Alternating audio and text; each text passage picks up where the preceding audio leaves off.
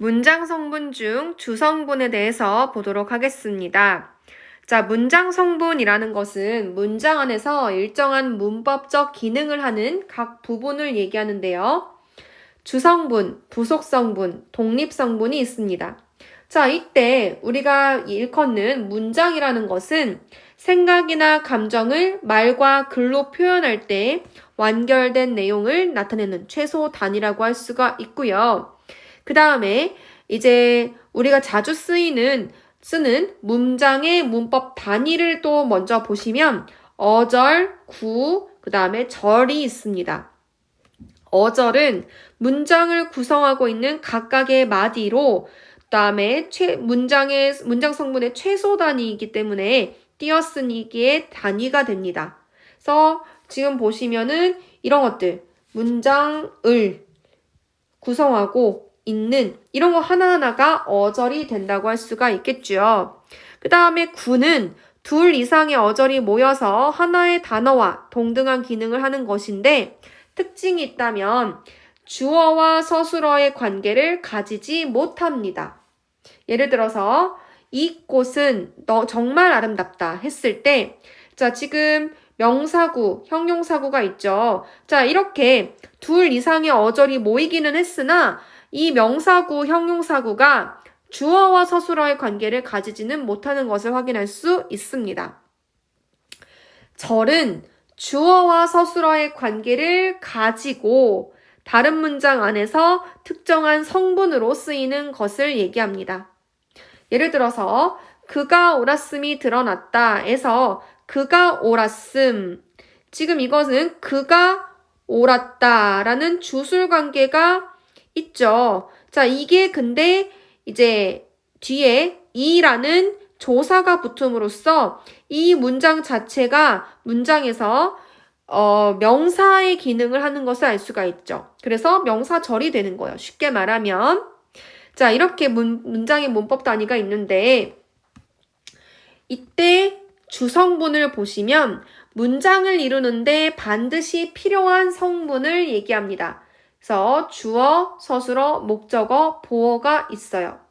주어부터 보시면 서술어가 나타내는 동작 또는 상태나 성질의 주체가 되는 문장 성분을 얘기하고 누가, 무엇이에 해당합니다. 주어는 어떻게 구성이 되는지 보면 체언에 주격조사가 붙은 형태 혹은 체언에 보조사, 은, 도, 만 등이 붙은 형태로 구성이 됩니다. 자, 체언의 주격조사 뭐죠? 이가, 깨서, 에서가 있었죠.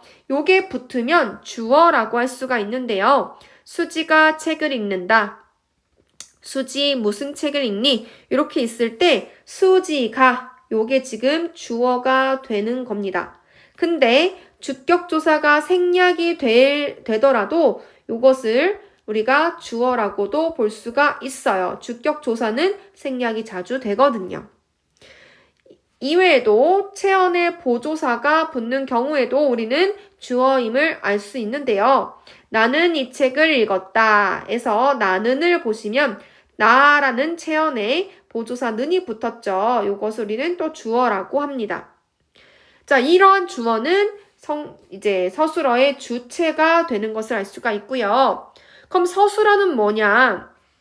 서술어는 주어의 동작, 상태, 성질을 풀이하는 문장 성분으로 어찌하다, 어떠하다, 무엇이다에 해당합니다. 자, 형식을 보시면 동사 또는 형용사로 이루어지고 있는데요. 아기가 웃는다, 아기가 귀엽다처럼 이렇게 서술어로 바로 동사 또는 형용사가 쓰일 수 있습니다. 또는 체언에 서술격 조사 이다가 붙을 수도 있는데요. 자, 서술격 조사 이다는 다른 조사들과 달리 활용을 할 수 있다는 점이 이제 동사 형용사랑 비슷하죠. 이 꽃의 이름은 수국이다. 이걸 보시면 수국이라는 체언에 서술격 조사 이다가 붙어서 문장의 서술어로 기능하고 있음을 알 수 있습니다. 자, 우리 서술어에서 정말 반드시 알고 가야 될 개념이 있는데요. 바로 서술어의 자릿수입니다. 서술어의 자릿수라는 것은 한 문장에서 서술어가 필요로 하는 문장 성분의 개수인데요. 서술어를 제외하고 나머지 문장 성분의 개수를 재서 이게 하나가 필요하면 한 자리 서술어, 두 개가 필요하면 두 자리 서술어, 세 자리 서술어까지 있습니다. 하나하나 자세히 볼게요. 한 자리 서술어는 필수적 문장 성분이 주어 하나인 서술어입니다. 즉, 주어 서술어, 이렇게 된 부분을 얘기하죠. 꽃이 향기롭다 예시가 나와 있는데, 자, 향기롭다라는 서술어는 꽃이라는 주어 하나만 필요해요. 나머지는 있어도 되고 없어도 되는데 주어는 반드시 있어야 되기 때문에 주어 한 자리가 꼭 필요한 한 자리 서술어라고 할 수 있습니다. 두 자리 서술어는 주어 외에 목적어, 보어, 부사어 중 하나를 필요로 하는 서술어예요. 그러니까 주어 한 개, 다음에 목적어, 서술어, 목적어, 보어, 부사어 중에 한 개. 이렇게 해서 두 개의 서술어 자릿수가 필요한 거죠. 예를 들어 보면 세미가 노래를 불렀다라고 돼 있는데, 자, 불렀다는 세미가라는 주어 외에도 노래를 이라는 목적어도 필요하죠. 그래서 부르다는 두 자리 서술어라고 할 수 있습니다. 세 자리 서술어는 주어, 그다음에 목적어, 그리고 부사어를 필요로 하는 서술어예요. 원래 부사어는 있어도 되고 없어도 되는 존재인데 그 중에서도 반드시 필요로 하는 것을 우리는 필수적 부사어라고 하거든요. 이 필수적 부사어가 반드시 필요한 서술어가 세 자리 서술어입니다. 예를 들어서 그는 영수를 제자로 삼았다에 삼다는, 자, 삼다, 누가 주어죠? 뭐를 목적어죠. 뭐로에 해당하는 필수적 부사어가 없으면 문장이 성립되지가 않습니다. 그래서 이 부사어, 특히나 이 필수적 부사어까지 필요로 하는 단어, 서술어를 세 자리 서술어라고 합니다. 그래서 자, 이게 서술어의 자릿수 문제가 굉장히 자주 출제가 되거든요. 그때 서술어를 보고 일단 주어는 무조건 필요로 하는데 그럼 나머지 이 문장 성분 중에 이 서술어는 도대체 어떤 것을 필수적으로 요구할까? 문장을 만들어 보시면 이제 조금 더 서술어의 자릿수를 파악하는 데 도움이 될 겁니다. 이어서 목적어 보도록 할게요. 목적어는 서술어가 나타내는 동작의 대상이 되는 문장 성분입니다. 그래서 누구를, 무엇을에 해당하는데요. 형식을 보면 체언의 목적격 조사 을이 붙은 경우가 해당합니다. 은호가 밥을 먹는다. 이렇게 했을 때 밥을이 해당하겠죠.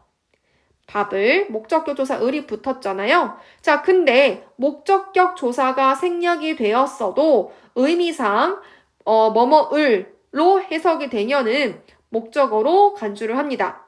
예를 들어서 나는 점심 먹었어. 사실 점심을 먹었어잖아요. 근데 을이 생략되어도 우리가 을이라는 것을 읽을 수 있기 때문에 이것을 목적어로 봅니다. 뿐만 아니라 체언에 보조서가 붙는 경우에도 우리는 목적어로 간주를 하는데요.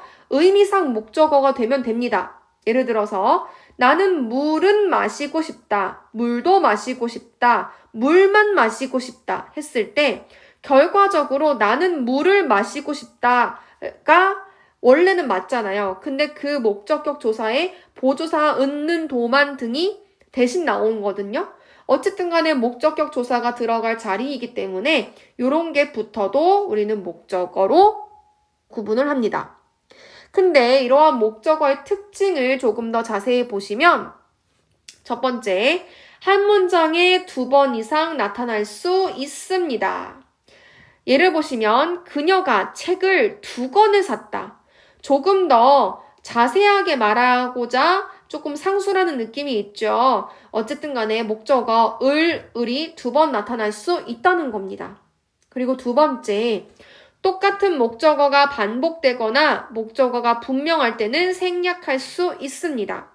문맥상 우리가 그것을 파악할 수 있을 때 생략할 수 있는데요. 예를 들어서 너 그 영화 봤어? 했을 때 자, 문맥상 그 영화를 봤어 했을 때 그 영화를 이라는 것을 생략해도 말이 되잖아요. 그러면 생략할 수 있습니다. 자, 이렇게 목적어의 특징을 봤고요. 이어서 보어 보도록 하겠습니다. 보어는 주어와 서술어만으로는 뜻이 불안정한 문장에서 내용을 보충하는 문장 성분으로 되다, 아니다가 필요로 하는 문장 성분 중 주어가 아닌 것을 말합니다. 자, 형식을 보시면 체언의 복격조사가 붙은 형태인데요. 자, 문제는 복격조사가 이 가로 주격조사랑 모양이 똑같아요. 자, 그럴 때 아까 그래서 이러한 문장이 붙은 거예요. 보어는 반드시 되다, 아니다 앞에서만 나오거든요. 그때 주어가 아닌 것, 그러니까 주어도 이 가가 붙으니까 둘 다 이 가가 반복될 거란 말이죠. 그때 주어가 아닌 나머지 하나가 보어라는 뜻입니다. 예를 들어 보시면 우리는 어른이 아니다. 사실 이건 지금 는이 나왔지만 우리 가가 쓰여도 맞죠. 우리가 어른이 아니다 했을 때 아니다. 누가 우리가 이게 주어인 거를 알게 되면 자동적으로 나머지 어른이는 보어임을 알 수가 있는 거죠. 마찬가지로 올챙이가 개구리가 되었다라고 했을 때 되었다. 뭐가? 자, 뭐가 해당하는 게 주어겠죠. 그럼 개구리가는 뭘까요? 네, 형태가 비슷하지만 되다 아니다 앞에 있는 가가 붙으면 복격조사임을 알 수 있으므로 얘는 보어다라는 것을 알 수 있죠. 자, 조금 더 자세하게 보어를 구분하는 방법을 보도록 하겠습니다. 첫 번째, 보어와 주어를 구분하는 건데요. 주격조사와 복격조사의 형태가 이 가로 동일하죠. 그래서 문장에서의 역할과 다른 문장 성분 간의 관계를 고려해서 보어와 주어 중 무엇으로 쓰였는지 구분을 해야 됩니다. 예시는 내가 반장이 되었다가 있는데요. 내가는 서술어 되었다의 주체를 나타내기 때문에 주어가 되고 그 다음에 반장이는 서술어 되었다 앞에서 주어가 무엇이 되었는지 의미를 보충하기 때문에 보어로 구분할 수 있습니다. 그 다음에 두 번째, 보어와 부사어의 구분인데요. 서술어 되다, 아니다 앞에 오더라도 복격조사가 아닌 부사격조사 에서로 등이 붙은 말은 보어가 아닌 부사어입니다. 어떻게 보면 굉장히 당연한 말이죠. 왜냐? 보어는 여기 앞에서 말했듯이 체언의 복격조사 이 가가 붙어야지만 보어인데 이 가가 아니라 에서로 이런 것들은 당연히 부사격 조사기 때문에 부사어를 만들 수밖에 없죠. 그래서 어떻게 보면은 굉장히 쉬운 구분입니다. 보어는 이 가만 붙고 부사어는 부사격 조사가 붙으면 되는 거죠. 예를 보시면 물이 얼음이 되었다. 자, 되다 앞에 이가 붙은 게 두 개인데 이 중에 물이는 주어고 얼음이는 보어겠죠.